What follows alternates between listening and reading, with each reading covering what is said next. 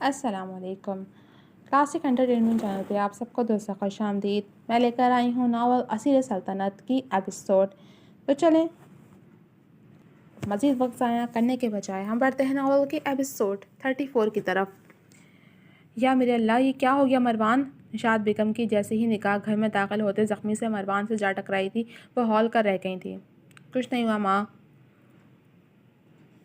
بس ہلکی سی چوٹ لگ گئی ہے۔ اس نے ان کے گرد باہیں پھیلائے بازو کے حساب میں لیتے آئرہ کو تلاش کرنا چاہا، مگر نگاہیں ناکام ہی واپس لوٹ آئی تھیں۔ یہ چوٹ کیسے لگ گئی؟ کیا ہوا ہے مروان کو؟ اجمل صاحب، وہ بازوؤں پر بندھی پٹی دیکھ پریشان کن لہجے میں بولی تھی، جبکہ اطلاع ملتے ہی آئرہ بھی بھاگتے قدموں سے نیچے آئی تھی، مگر مروان کے ہاتھ پر پٹی دیکھ وہ بھی پریشان ہوئی۔ یہ کیا ہو گیا؟ یہ چوٹ کیسے لگ گئی مروان؟ وہ قریب آتی سوالیہ لہجے میں بولی، جسے نفی میں سر ہلاتے اسے ریلیکس کرنا چاہا، مگر اس سے قبل ہی خاموش کھڑے اجمل صاحب بول اٹھے۔ تمہاری مہربانی ہے بی بی، آج تمہاری وجہ سے میرا بیٹا موت کے منہ سے واپس آیا ہے۔ وہ سخت لہجے میں پھنکارے تھے تو آئرہ نے بے یقینی سے مروان کی جانب دیکھا۔ ایسا کچھ نہیں ہے بابا، غلطی میری تھی، اس نے آئرہ کو حواس باختہ سا دیکھ نرم لہجے میں کہتے آئرہ کو کندھے سے پکڑ کر قریب کیا تھا۔ یہ تم اپنی بیوی کی ہر غلطی پر پردہ ڈالنا چھوڑ دو۔ جانتی ہو گولی لگی ہے اسے، اور چلانے والا تمہارا سابقہ عاشق تھا۔ وہ انتہائی نفرت سے بولے تھے تو آئرہ نے خاموش نگاہوں سے مروان کی جانب دیکھا۔ نشاط بیگم نے پریشانی سے ان کی جانب دیکھا تھا۔ یہ آپ کیا کہہ رہے ہیں اجمل صاحب؟ اگر اس بدبخت نے ایسا کچھ کیا بھی ہے تو اس میں آئرہ کیا قصور ہے؟ وہ اس کی خاموشی محسوس کر اس کا دفاع کرنے لگیں۔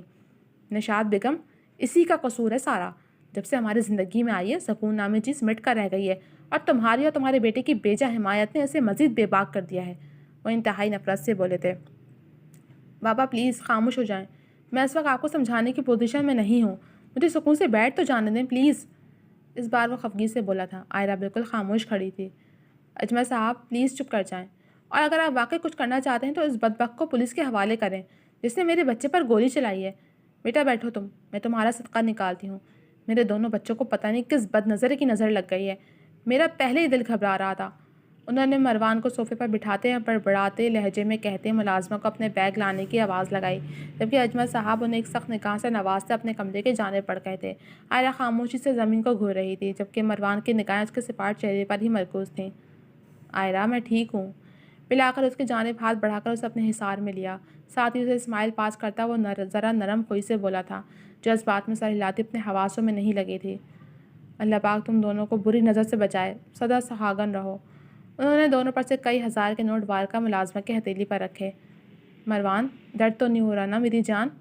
وہ کسی ڈاکٹر کی طرح زخم کا جائزہ لے رہی تھی۔ میں بالکل ٹھیک ہوں ماما، ریلیکس کریں آپ لوگ، بس کھانا کھاؤں گا مگر اس سے پہلے فریش ہونا ہے مجھے۔ انہوں نے نشاط بیگم کی فکر پر ہولے سے مسکرایا تھا۔ ہاں ہاں آئرہ بیٹا جاؤ، مروان کو کمرے میں لے کر جاؤ۔ اس بار انہوں نے بھی اس کی غیر دماغی کا نوٹس لیا تھا۔ جی پپو چلو، اس نے چوک کر کہتے مروان کی جانب دیکھا۔ ماما، کیا آپ کی بہو مجھے گود میں اٹھا کر لے کے جائے گی؟ وہ ماحول میں چھایا تناؤ کم کرنے کی غرض سے ہلکے پھلکے لہجے میں بولا۔ شیطان، تنگ نہیں کرو، پہلے تمہیں اس طرح دیکھ کر پریشان ہو گئی ہے۔ انہوں نے اسے تنبیہ کرتے اپنا رخ کچن کی جانب کیا۔ کس مقصد میں چلی گئی ہیں بیرسٹر صاحبہ؟ روم میں لے کر چلیں مجھے، ایک قدم بھی نہیں اٹھایا جا رہا مجھ سے، وہ شرارتی لہجے میں بولا تھا۔ اس بار آئرہ نے اسے گھور کر دیکھا۔ گولی سے چھو کر گزری ہے، سیدھی شرافت سے اوپر چلو۔ وہ اپنی ٹیون میں واپس آئی تو وہ ہولے سے مسکراتا دوسری طرف سے انہیں حصار میں لیتا اپنے خوابگاہ کی جانب بڑھا تھا، جبکہ آئرہ کا دماغ اجمل صاحب کی باتوں میں ہی اٹکا ہوا تھا۔ ایس پی، میں کہتا ہوں میرے بیٹے کو حوالات سے باہر نکالو، ایک بات سمجھ نہیں آتی تمہیں؟ وہ پولیس اسٹیشن میں موجود حوالات نے بن خطیب کو دیکھ چنگھاڑے تھے۔ عالمگیر صاحب کی کوئی بھی سفارش کام نہیں آ رہی تھی۔ میں معذرت چاہتا ہوں سر، مگر اوپر سے آرڈر ہے کہ 3 دن سے پہلے ضمانت ممکن نہیں۔ اس نے اپنی بے بسی کا اظہار کیا۔ واٹ ربش، تم سب کو دیکھ لوں گا۔ وہ ایک نظر خطیب پر ڈال کر وہاں سے نکل آئے تھے۔ وہ روم میں آتے ہی واش روم میں بند ہو گیا تھا، البتہ آئرہ بیٹھ کے سراہنے بیٹھی سوچوں میں گم کھٹکے کی آواز پر چونکی تھی۔ آئرہ، مجھے کوئی شرٹ دو پلیز، مجھے چینج کرنا ہے۔ اس نے وہیں سے آواز لگائی۔ دیتی ہوں۔ وہ جلدی سے اٹھتی ڈریسنگ روم سے اس کے لیے ایک شرٹ اور ٹراؤزر نکال کر واش روم کی جانب آئی تھی۔ مروان، اس نے دستک کے ساتھ ہی اسے کپڑے تھمائے تھے، جو وہ لیتا واش روم کا دروازہ واپس بند کر چکا تھا، جبکہ وہ دوبارہ سے اپنی جگہ پہ واپس آ بیٹھی تھی اور اب مروان کے باہر آنے کے منتظر تھی۔ وہ کچھ دیر میں شاور لیتا باہر آیا تو آئرہ نے خبرنکوں کی طرح اس کی جانب دیکھا۔ جناب، دماغ تو نہیں خراب ہو گیا؟ ایسا تو نہیں گولی چھو کر گزری ہے مگر ساتھ ہی دماغ کی ساری عقل بھی لے اڑی ہے؟ اس نے اس کے نم بالوں کی طرف اشارہ کیا۔ غالباً تم نے صبح سوری کیا تھا۔ اس نے آئینے میں نظر آتا اس کا عکس دیکھ کر کہا۔ تو اس نے ابرو اٹھائے۔ تو یہ محترمہ کہ آپ پھر سے لڑائی کے موڈ میں ہیں؟ وہ اس وقت ٹراؤزر کے ساتھ محض سیاہ رنگ سنڈو میں موجود تھا، جبکہ شرٹ وہ صوفے پر ڈال چکا تھا۔ میں نہیں، آپ، وہ طنزیہ طور پر کھینچ کر بولتی قریب آتی اب بازو کا جائزہ لے رہی تھی۔ اس نے ہاتھ کو بچا کر زخم پر پالسٹک ریپ کر کے احتیاط سے شاور لیا تھا، جس وجہ سے بینڈیج گیلی نہیں ہوئی تھی۔ دکھاؤ مجھے، کہیں بینڈیج پانی سے تر تو نہیں کر لی؟ وہ قریب آتی اس وقت اس کا شرٹ لیس ہونا فراموش کر گئی تھی۔ نہیں ہوئی۔ اس نے ہاتھ لگا کر محسوس کیا تو واقعی خشک تھی، جبکہ اب دونوں عین مقابل آ کھڑے ہوئے تھے۔ ماموں کیا کہہ رہے تھے؟ خطیب نے گولی کیوں چلائی تھی؟ اب وہ بینڈیج پر انگلی پھیرتی سوالیہ لہجے میں گویا ہوئی۔ میری شرٹ دو ذرا، بلکہ ایک کام کرو، مجھے پہننے میں ہیلپ کرو، ایک ہاتھ سے پہنی نہیں جا رہی۔ وہ آرم بینڈ اتار کر پہلی الگ کر چکا تھا۔ آئرن نے اس کے بعد گھمانے پر ایک تعسفی نگاہ ڈالی تھی، مطلب وہ بتانے کا ارادہ نہیں رکھتا تھا۔ جلدی کرو یار، بھوک لگ رہی ہے مجھے۔ وہ سر جھٹکتی صوفے پر سے ہاف سلیو کی ٹی شرٹ اٹھا لائی تھی۔ پہناؤں کیسے؟ اس نے اس کا سر دیکھا اور پھر زخمی بازو۔ یہاں ایک ہاتھ سے ڈالو پہلے۔ مروان نے پہلے زخمی ہاتھ میں شرٹ ڈالا تھا اور پھر دوسرا ہاتھ اور پھر شرٹ سر سے ڈالی تھی۔ اب شرٹ صحیح کرنے میں تو ہیلپ کرو میری، کیسی بیوی ہو تم؟ یہاں تمہیں گولی لگی تھی تو میں نے تمہاری اتنی کیئر کی تھی اور تم جان چھڑا رہی ہو۔ اس نے اسے فوری ہاتھ پیچھے کرتے دیکھ شکوہ کیا، جبکہ اس بار اس نے مروان کے شکوے پر ذرا جھجک کر شرٹ کھینچ کر ٹھیک کی تھی۔ Thank you. وہ اچانک جھک کر اسے گال کا بوسہ لیتا پیچھے ہوا، اور وہ جو ہڑبڑائی سی تھی دروازے پر ہونے والی دستک پر گھبرا کر 2 قدم پیچھے ہوئی۔ آ جائیں۔ مروان نے اسے کندھے سے پکڑ کر بیڈ پر بٹھاتے قدم دروازے کی جانب بڑھائے۔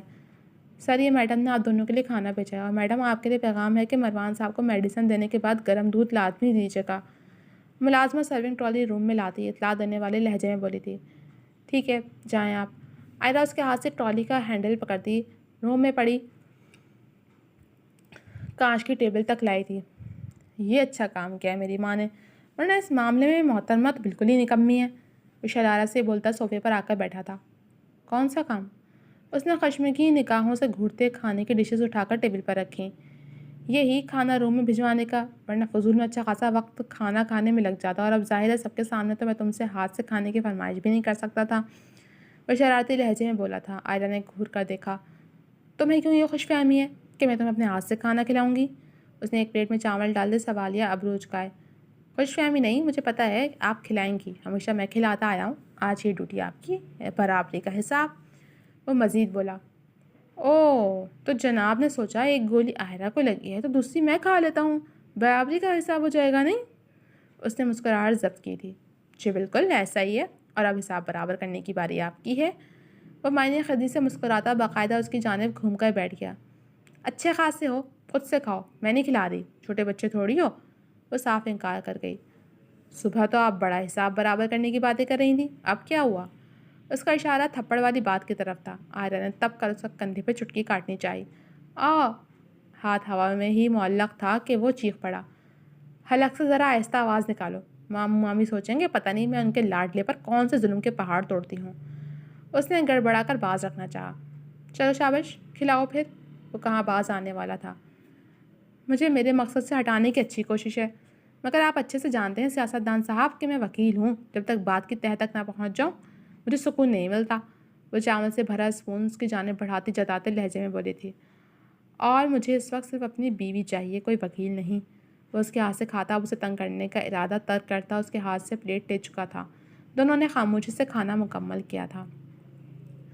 بس کر دو، یہ کون سی ٹیبلٹس کھلا رہی ہو مجھے؟ وہ نیلی پیلی رنگ کی 4-6 ٹیبلٹس اور کیپسول دے کر چھمبے سے بولا تھا۔ میں نہیں ڈاکٹر۔ اس کی جانب گرم دودھ کا گلاس بڑھاتی جتاتے لہجے میں بولی۔ سائڈ رکھو یار انہیں، زخم ہے وقت کے ساتھ بھر جائے گا، یہ ڈاکٹرز تو بالکل ہی پاگل ہو جاتے ہیں۔ اسے پہلے دوائیوں سے چڑھتی۔ کھا لو مروان، اینٹی بائیوٹک ہے، زخم جلدی خشک ہو جائے گا۔ اس نے قائل کرنا چاہا، جبکہ وہ ٹیبلٹس کے ریپر الٹ پلٹ کر دیکھتا، تمام ٹیبلٹ میں سے ایک درد کی گولی زبان پر رکھتا، پانی کا گھونٹ پی کر اب آرام سے بیٹھ گیا تھا۔ یہ کیا تھا؟ اس نے گھور کر دیکھا۔ یہ دودھ کا گلاس دو مجھے۔ اس نے جواب دینے کے بجائے اس کے ہاتھ سے دودھ کا گلاس لیا۔ لو، یہ واپس رکھ کر فوراً روم میں واپس آؤ۔ وہ گلاس خالی کرتا اس کی جانب بڑھاتا حکم دینے والے لہجے میں بولا تھا۔ میں ابھی پھپھو کو بتاتی ہوں جناب کا کارنامہ، اس نے دھمکی دی۔ بتا دو۔ پہلے اس نے گھورا اور پھر سے جھٹک گیا۔ بہت وہ ہو تم۔ وہ پاؤں پٹکتی کمرے سے باہر نکل آئی تھی جبکہ وہ مسکراتا ہوا نیم دراز ہو گیا۔ کچھ دیر بعد وہ روم میں واپس آئی تو نظر نیم تاریکی میں ڈوبے کمرے میں گھمائی تھی۔ کمرے میں محض سائڈ لیمپ کی روشنی ٹمٹما رہی تھی جس کے باعث ہلکا اجالا پھیلا ہوا تھا۔ مروان آنکھوں پر ہاتھ رکھ کے شاید سو چکا تھا۔ وہ بھی لباس تبدیل کرنے کی غرض سے ڈریسنگ روم میں بند ہو گئی تھی۔ کچھ دیر بعد وہ سادہ سے لان کے سوٹ میں ملبوس گلے میں دوپٹہ ڈالتی بیڈ تک آئی تھی، ساتھ ہی پاؤں سے چپل اتار کر بیڈ پر چڑھ کر لیٹنے ہی لگی تھی کہ مروان کی آواز پر چونک کر اچھلی۔ یہاں ہو میرے پاس۔ اس نے اس کے لیے دوسرا ہاتھ پھیلایا تھا۔ جاگ رہے ہو؟ وہ دھڑکتے دل کے ساتھ ذرا جھجک کر قریب ہو کر لیٹی تھی جس نے اس کا سر اپنے سینے پر رکھ کر بالوں میں انگلیاں پھیرنی شروع کر دی تھیں۔ اس نے محض ہنکارا بھرا تھا، البتہ کمرے میں چھائے فسوس خیز ماحول اور مروان کی قربت پر اسے اپنا دل کانوں میں دھڑکتا محسوس ہوا۔ کل رات جو کچھ بھی ہمارے درمیان ہوا وہ پہلی اور آخری بار تھا آئرہ۔ خاموش ماحول میں اس کی گمبھیر سی آواز گونجی تھی۔ مجھے اپنے سوالوں کے جواب چاہیے مروان۔ وہ گردن اٹھاتے ذرا ضدی لہجے میں بولی۔ میں تمہارے سب سوالوں کے جوابات کل رات دے چکا۔ اس نے بات ختم کی۔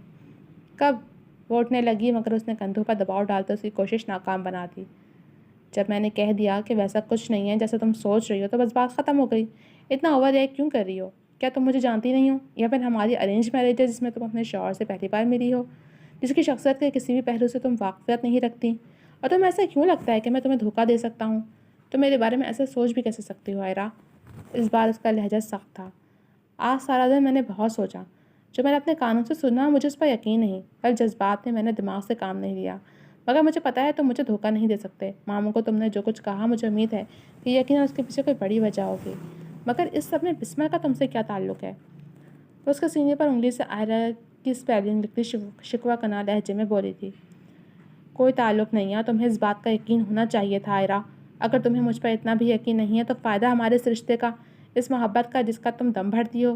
اگر رشتوں میں محبت نہ ہو تو وہ پھر بھی چل جاتے ہیں، مگر اگر اعتبار نہ ہو تو ان کا چلنا بہت مشکل ہو جاتا ہے۔ اس بار وہ ناراض ہوا۔ اس کے سینے پر چلتی آئرہ کی انگلی کی حرکت تھم سی گئی تھی۔ مجھے ڈر لگتا ہے، وہ ہلکی سی آواز میں منمنائی۔ کس سے؟ اس نے ذرا سا چہرہ جھکاتے ہوئے ابرو اٹھائے مگر وہ خاموش رہی۔ کس سے ڈر لگتا ہے آئرہ؟ اس بار اس کا لہجہ سردگی میں لپٹا ہوا تھا۔ تمہیں کھونے سے۔ اگر تم نے بھی باقی سب کی طرح کیا تو میں مر جاؤں گی مروان۔ وہ یکدم ہی روندے ہوئے لہجے میں بولتی روتی ہوئی اس کی گردن میں اپنا چہرہ چھپا کر سسک کر رو پڑی۔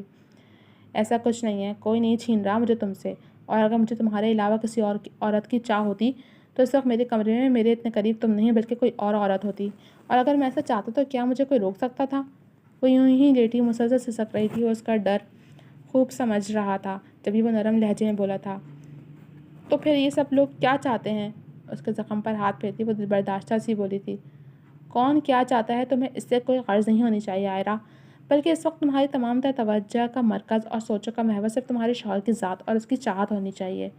وہ یکدم ہی جذبات سے بوجھل بھاری گمبھیر لہجے میں بولتا اسے چھٹپٹانے پر مجبور کر گیا۔ وہ جو پہلے اس کی گردن میں چہرہ چھپائے پڑی تھی حیا سے گلنار چہرہ لیے مزید قریب ہوئی تھی، جبکہ وہ اس کی حرکت پر مسکراتا ہوا اس کے گرد اپنا نرم حصار قائم کر گیا تھا۔ جی تو جناب، کیسی لگ گیا آپ کو یہ انٹرسٹنگ سی مزیدار سی ایپیسوڈ؟ امید ہے پسند آئی ہوگی۔ کیا لگتا ہے آپ کو آگے کیا ہونے والا ہے؟ تو کمنٹ سیکشن میں اپنے رائے کا اظہار ضرور کیجیے گا۔ رائٹر کی حوصلہ افزائی بھی کرنا مت بھولیے گا۔ جلد ملوں گی آپ سے اگلے ایپیسوڈ کے ساتھ، تب تک کے لیے مجھے اجازت دیجیے۔ اللہ حافظ۔